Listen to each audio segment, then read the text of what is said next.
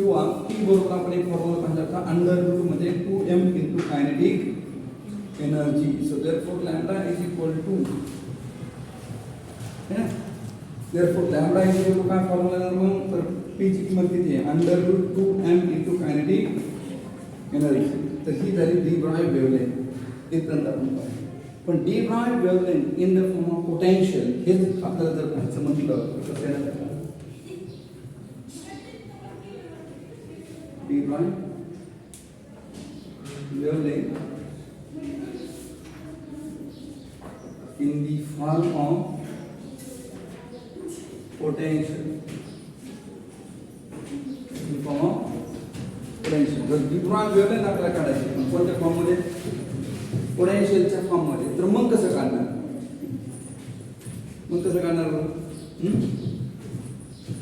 समजा आता या ठिकाणी लक्षात घ्या सपोज या आपण काय म्हणू शकतो वेव्हलेंथ ऑफ इलेक्ट्रॉन म्हणून आपण काय म्हणू वेव्हलेंथ ऑफ इलेक्ट्रॉन जर काढायचं चालू असेल किंवा चार्ज पार्टिकलचं काढायचं चार्ज पार्टिकल समजा या ठिकाणी निगेटिव्ह चार्ज ठेवला इकडे कोण ठेवला आपण पॉझिटिव्ह चार्ज पोटेन्शियल डिफरन्स तयार केला V आणि जे इलेक्ट्रॉन आहे ते कोण इलेक्ट्रॉन ह्या इलेक्ट्रॉनवर एक काय तयार होईल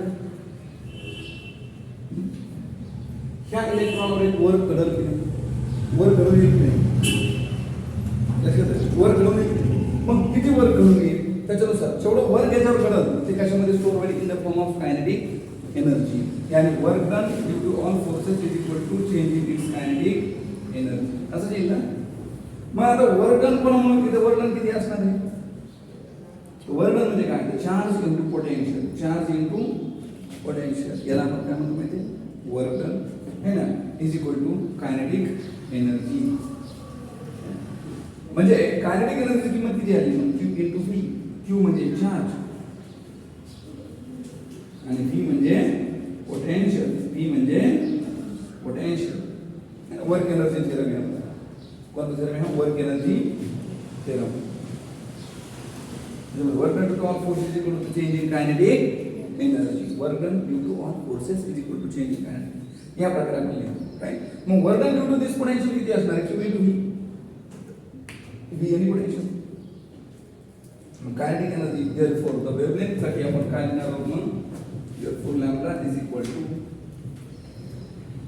h upon under root मध्ये 2m into kinetic energy.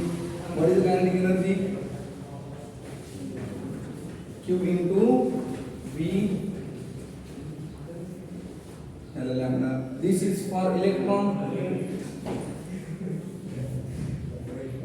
Electron साठी किती असणार h upon अंडर रूट मध्ये 2m चार्ज कोणाचा इलेक्ट्रॉनचा V कशाला तसं ही एकांतर वेलोसिटी म्हणते काय मग चार्ज सॉरी पोटेन्शियल मग तुम्ही या सर्वांच्या किमती ठेवल्या याची किंमत ठेवली 6.6 × 10⁻34 मास ऑफ इलेक्ट्रॉन ठेवलं 9.1 × 10⁻20 sorry 31 and charge of electron ठेवला 1.6 × 10⁻19 ह्या सर्वांचं कॅल्क्युलेशन जर केलं या हे या एवढ्यांचं कॅल्क्युलेशन जर केलं तर ते आपल्याला मिळतं 12.27 किती मिळतं 12.27 डिवाइडेड बाय अंडर रूट मध्ये V तसं हे अप्रॉक्सिमेट कॅल्क्युलेशन त्या ठिकाणी केलं and this is the wavelength of electron.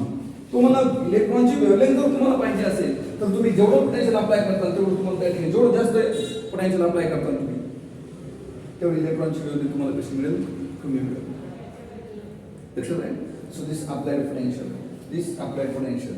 तर याच्याबद्दल कोणी सांगितलं डी ब्रॉय हायपोथेसिस आणि डी ब्रॉयने सांगितलं कोणाची वेव्हलेंथ फाइंड आउट केली तर इलेक्ट्रॉनची वेव्हलेंथ फाइंड आउट केली आणि हेच प्रॅक्टिकली कोणी प्रूव्ह केलं तर डॅव्हिड आणि जर्मरनं प्रूव्ह केलं प्रॅक्टिकली कोणी प्रूव्ह केलं डॅव्हिड आणि जर्मरनं पण ऍक्च्युअली ही वेव्हलेंथ ही हायपोथेसिसच्या आधारे सांगितली त्यांनी डी ब्रॉयने इलेक्ट्रॉनची वेव्हलेंथ है ना म्हणजे इलेक्ट्रॉनला particle having mass as well as it having wavelength that means electron behave as a dual nature maybe particle nature or maybe wave nature. That's the name. That is the first numeric knowledge. He wavelength ही कशामध्ये असणार माहिती आहे? So it is in Armstrong. ही कशामध्ये असणार आहे? Armstrong मध्ये असेल. आता सांगा आपल्याला जो ऍक्च्युअली वेव्हलेंथचा जो फॉर्म्युला दिलेला आहे तो काय दिलेला आहे म्हणजे आठवतो का तुम्हाला आता h upon under into charge आणि इलेक्ट्रॉन साठी आहे ना. हा इथं कोण आहे, इलेक्ट्रॉन बीम यानी इलेक्ट्रॉन आहे, मग ई घ्या चार्ज, मास कोणाला घ्यायचं, इलेक्ट्रॉनचं इंटू पोटेन्शियल. याची किंमत आपण माहिती किती सांगितली होती बरं, किती घेतली होती, 6.6. बरं इलेक्ट्रॉन यानी 1 इलेक्ट्रॉन व्होल्ट यानी इलेक्ट्रॉनची किंमत किती घेतली, 1.6 × 10⁻19 30 ठेवली. मास ऑफ इलेक्ट्रॉन 9.1 × 10⁻31 30 ठेवली. ह्या सगळ्यांचं कॅल्क्युलेशन आपल्याला मिळत होतं 12.27 एंगस्ट्रॉम अपॉन अंडर रूट मध्ये v, आणि v दिलाय किती त्यांनी, हे सगळ्या गोष्टी घ्यायची गरज पडली आपल्याला. आपण डायरेक्ट कॅल्क्युलेशन करून किती आलं म्हणून म्हणतो 12.27 एंगस्ट्रॉम. मग v ची किंमत किती आहे, v should be 100 electron volt है ना.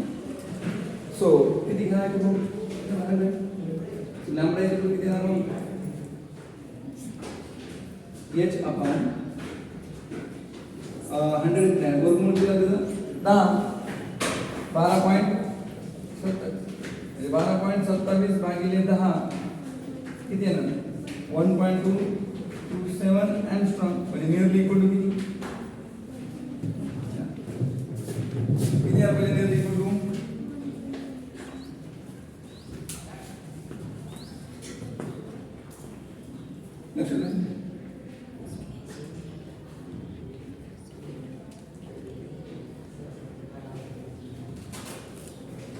म्हणजे एक काय झालं की जे पोटेन्शियल न देता हे पोटेन्शियल त्यांनी किती दिले माहिती का, पोटेन्शियल त्यांनी दिले आणि कायनेटिक एनर्जी त्यांनी दिली. कायनेटिक एनर्जी किती माहिती का 100 इलेक्ट्रॉन व्होल्ट.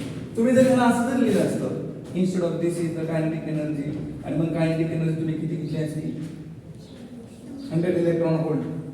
मग हे याच्यात इलेक्ट्रॉन तर आलाच ना, म्हणजे तो व्होल्टेज किती असेल, इलेक्ट्रॉनला रिमूव्ह केलं तर आपल्याला मिळतो काय व्होल्टेज. कारण बघा एनर्जी म्हणजे काय असतो, एनर्जी म्हणजे Q × V है ना.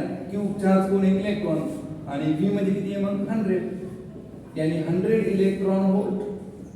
हा झाला चार्ज, हा झाला 100, म्हणजे पोटेन्शियलची किंमत किती आली ऍक्च्युअली 100, म्हणून पोटेन्शियल आपण किती घेतलं 100.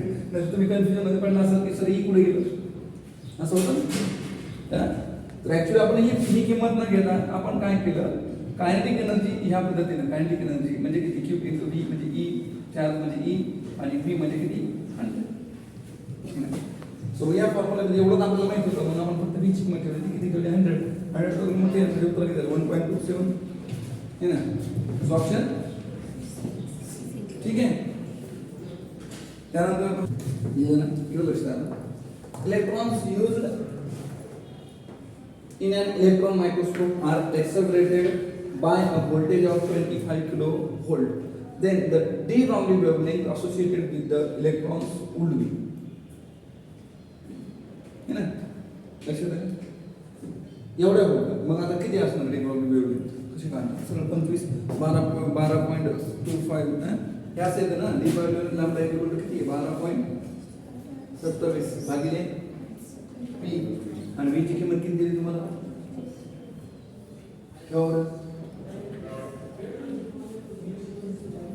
25, आणि किलो मध्ये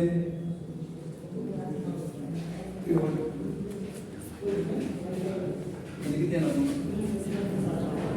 किलो व्होल्ट मध्ये. हा राईट. अरे ऑप्शन वेगळे झाले. 12.27 जर याचा जर आपण त्याला वर्गमुळात केलं ना तर जवळपास 150 येतो बघा. 150 भागिले मी असं लिहू शकतो आपण डायरेक्ट. असं लिहिलं काय असं लिहिलं हां तरी चालेल. 12.27 वर्ग केलं वर्गमुळात दिलं तर ते 150 होतं. मग आता जर तुम्हाला मी म्हटलं की जेव्हा वेवलेंथ जेव्हा व्होल्टेज किती होतं 25 किलोवोल्ट आणि नंतर किती गेलं 100 किलोवोल्ट. 100 किलोवोल्टच्या वेळेस किती वेवलेंथ होती हे आपल्याला कळायचं आहे. म्हणजे लॅम्बडा बरोबर 12.27 आणि वेवलेंथ किती सुरुवातीला 25 किलोवोल्ट. लॅम्बडा 2 जर म्हणलं तर 12.27 भागिले अंडर रूट 100 किलोवोल्ट. 100 किलोवोल्ट. मग मला सांगा इक्वेशन हे फर्स्ट आणि इक्वेशन हे सेकंड दोघांचा जर आपण भागाकार केला तर याचं तुम्हाला भेटून जाईल. Lambda 2 upon lambda 1 is equal lambda 2 ची किंमत किती आहे 12.27 भागिले 100 किलो व्होल्ट अपॉन हे किती आहे 150 घ्या ना वर्गमूळ घ्यायचं मला 150 घ्या 150 भागिले 25 किलो व्होल्ट 150 हे 25 जाणार वरती भागिले 100 किलो व्होल्ट 25 100 1 चं वर्गमूळ 1 आणि 4 चं वर्गमूळ 2 मग लॅम्बडा 2 बरोबर काय असणार तर हे 1/2 आणि लॅम्बडा 1 भागिले काय असावे मग लॅम्बडा 1/2 वेवलेंथ वाढेल की अर्धी होईल बरं डिक्रीज बाय 2 टाइम्स 2 पटीने ती कमी होईल भागिले म्हणून डिक्रीज म्हणायचं गुणिले असलं तर इनक्रीज आन्सर इज बी काय आपला lambda equal to 12.27 angstrom upon √v potential किती दिले तुम्हाला 10,000 व्होल्ट मग लॅम्बडा बरोबर ठेवलं तर ते किती येणार मग वर्गमूळामध्ये है ना आणि एंगस्ट्रॉम मध्ये 10 to -10 म्हणजे हे झालं 10 to 4 आणि 2 उरलं 10 to 2 आणि 10 to -10 आणि वर गेलं 10 to -2 आहे